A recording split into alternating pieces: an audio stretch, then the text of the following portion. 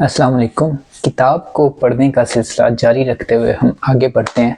हमने रमज़ान के महीने में हाउस जब शुरू की हुई थी, इफ्तारी कर ली थी और अब हम सहरी की तरफ बढ़ रहे थे कि सहरी हमने क्या करनी है, कैसे करनी है।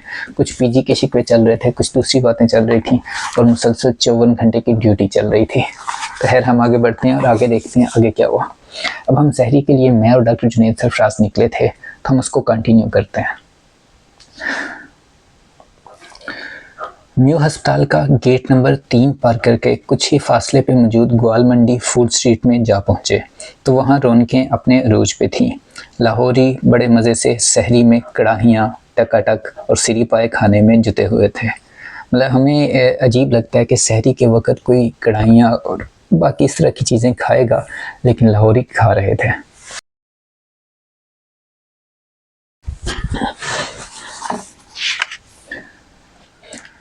हमें भूख कम और प्यास ज़्यादा थी, इसलिए हल्का फुल्का खाकर एक दही वाले के पास जा पहुँचे। उससे तगड़ी सी मीठी लस्सी बनाने का कहा और बैठकर भागते दौड़ते लोगों का नज़ारा करने लगे। कुछ ही देर में जहाज़ी साइज़ के 2 लस्सी के गिलास हमें थमा दिए गए। अगर आपने लाहौर में लस्सी पी है तो आपको आइडिया होगा, बहुत बड़ा सा एक गिलास होता है स्टील का। शायद लस्सी इतनी ज़्यादा ना होती हो जितना बड़ा गिलास होता है लेकिन वो हमें है गिलास दे दिए गए और हम दोनों ही गटागट डकार गए और फिर वापसी की राह ली, जहां दूसरे यूनिट का पीजी सहरी करके वापस आ चुका था और हमारी ही राह देख रहा था। जो दूसरा यूनिट है उसका पीजी अच्छा था, डॉक्टर जुनैद सरफराज की जो था वो कोऑपरेटिव था, तो इसलिए वो ड्यूटी पे भी था। जबकि मेरा पीजी पिछले दिन ड्यूटी के बाद पहले 2-4 घंटे सोया रहा और सोने के बाद उठा और चला गया। उसके बाद उसने कोई खबर नहीं दी, वो सुकून से अपना घर जाके आराम कर रहा था। सहरी के बाद वार्ड में कुछ सुकून रहा। कॉल और मरीज़ों की आने की रफ्तार कम हुई तो मैं भी बीच बीच में मौका मिलने पे सुस्ताता रहा, कुछ नींद पूरी करता रहा। सुबह हुई तो मेरे पीजी का फ़ोन आ गया कि मैं तो नहीं आ पाऊँगा, मगर कुछ देर तक जिस दूसरे पीजी की ड्यूटी शुरू होनी है वो पहुँच जाएगा, तो उसे यही कहना कि मैं कुछ देर पहले ही निकला हूँ। अब होता ही है कि एक पीजी एक कॉल जब ख़त्म होती है तो जो डॉक्टर ड्यूटी पे मौजूद है उसने आने वाले डॉक्टर को ओवर देना होता है। उसने उसको सारी चीज़ें बतानी होती हैं कि मरीज़ों की क्या सूरत हाल चल रही है और उनके क्या क्या काम हो चुके हैं, क्या क्या करने वाले हैं, तो वो बता के उसने फिर जाना होता है। अब असूली तौर पे पीजी ने आके अपनी जगह पे जो दूसरा पीजी था उसको ओवर देना था और फिर जाना था, लेकिन ये मेरे वाला पीजी तो कल से वैसे ही ड्यूटी पे था ही नहीं।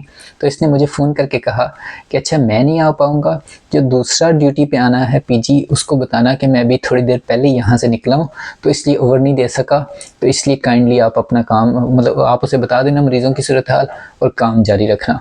अब हाउस ऑफिसर तो कोई दूसरा आना नहीं था, क्योंकि हाउस ऑफिसर में मेरी ही 2 दिन की इकट्ठी ड्यूटी थी, तो इसलिए मैं ड्यूटी कर रहा था, मैं तो वहीं पे था।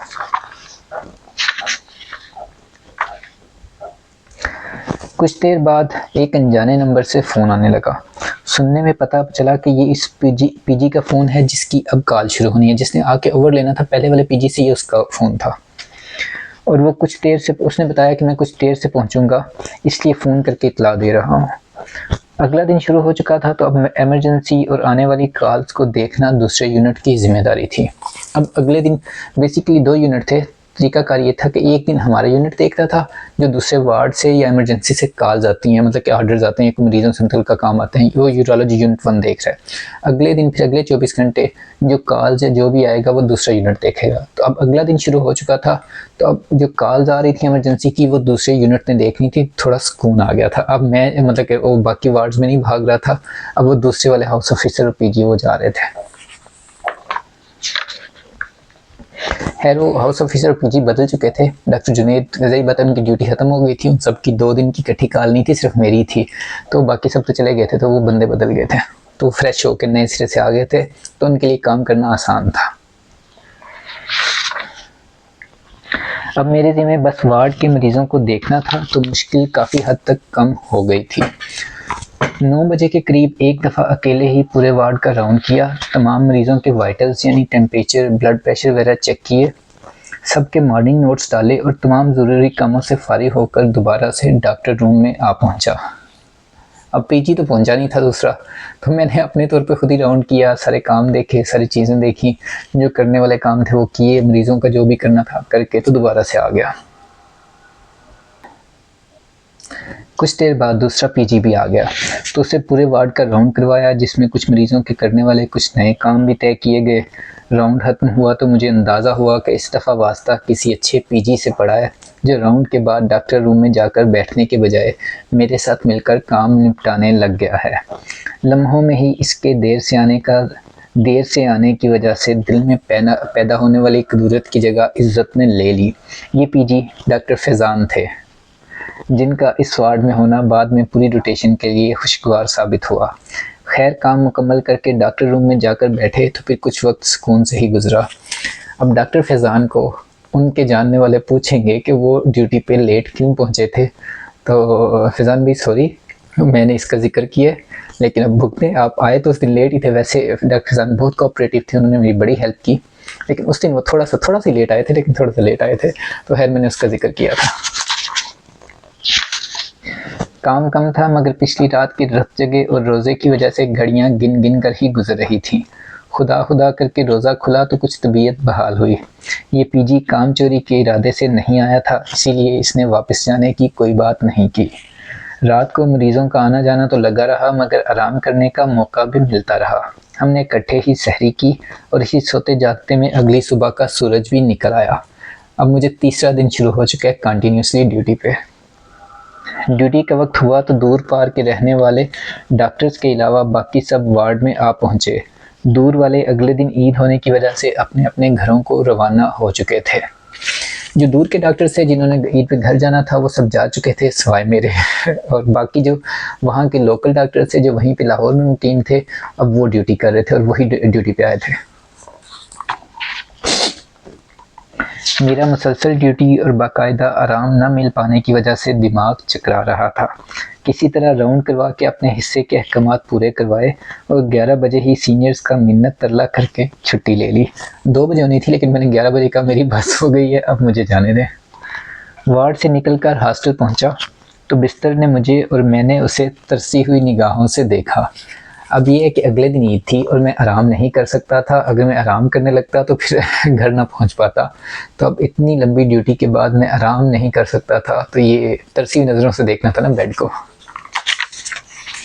दिल तो कर रहा था बाकी सब जहन से निकाल कर अभी इस पे ढेर हो जाऊं, मगर अपनी हालत के पेश नज़र ये भी अंदाज़ा था कि मैं लेट गया तो आधी रात से पहले तो शायद करवट भी ना लूँ।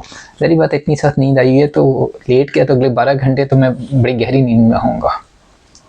हिम्मत करके बिस्तर की पुकार को नज़रअंदाज करता हुआ अपना सामान समेटने लगा और फिर सामान उठाकर लारी अड्डे की राह ली। वहाँ से गाड़ी में बैठकर बाहर देखा तो कई चीज़ें दो दो नज़र आ रही थीं। 3 दिन है ना, मतलब तीसरा दिन था मुसलसल ड्यूटी का। जागा हुआ 2 रातों को सही तरह नींद भी पूरी नहीं हुई, तो फिर वो दिमाग चकरा रहा था। नींद के झटकों में ही गाड़ी चली और मैं ढलती शाम में अपने शहर आ पहुँचा। अड्डे से घर का सफ़र ज़्यादा नहीं था, मगर अपनी कमहोशी की वजह से रिक्शा लेना ही बेहतर ख्याल किया। घर पहुंचकर जूते उतारने के लिए सर नीचे झुका रहा था तो पता नहीं कहां से बेड की साइड टेबल भी वहीं आ टपकी जहां मेरा सर जा रहा था। अब बेसिकली बेड की साइड टेबल वहीं पे थी, वो कहीं से नहीं आई थी, लेकिन मैं अपने पूरे होश में नहीं था, मेरा सर चकरा रहा था, तो इसलिए मुझे पता नहीं चल रहा था। और मैं जब जूते खोलने के लिए नीचे झुका तो मैंने सीधा सर उस बेड की साइड टेबल को दे मारा। नतीजे में ज़ोरदार टक्कर हुई और उसकी शिद्दत का अंदाज़ा तब हुआ जब जूतों के पास ही कुछ सुरख कतरे टपके, खून गिरा था। मगर फ़िलहाल नींद दर्द से ज़्यादा अजीज़ थी। जेब से टिश्यू निकालकर माथे पे रखा और बिस्तर पे ढेर हो गया। फिर आंख तब ही खुली जब ईद की नमाज के लिए जागना ज़रूरी था। मतलब मुझे उसके बाद बिल्कुल होश नहीं आई। जब ईद की नमाज के लिए जागने का वक्त हुआ तभी मैं जागा। तब जगह जगह से सुर्ख होते टिश्यू की मौजूदगी को नोटिस किया और हाउस जॉब ज्वाइन करने के बाद आई पहली ईद का सारा दिन माथे पे सनग्लास लगाए दोस्तों से मिलते गुजार दिया। ये चैप्टर यहीं पे ख़त्म होता है। आज हम इतना ही पढ़ते हैं, अगली वीडियो में मज़ीद पढ़ेंगे। उसके लिए हमारे साथ रहिए और देखते रहिए आगे हाउस जॉब में क्या क्या होता है। मिलते हैं फिर इंशाल्लाह।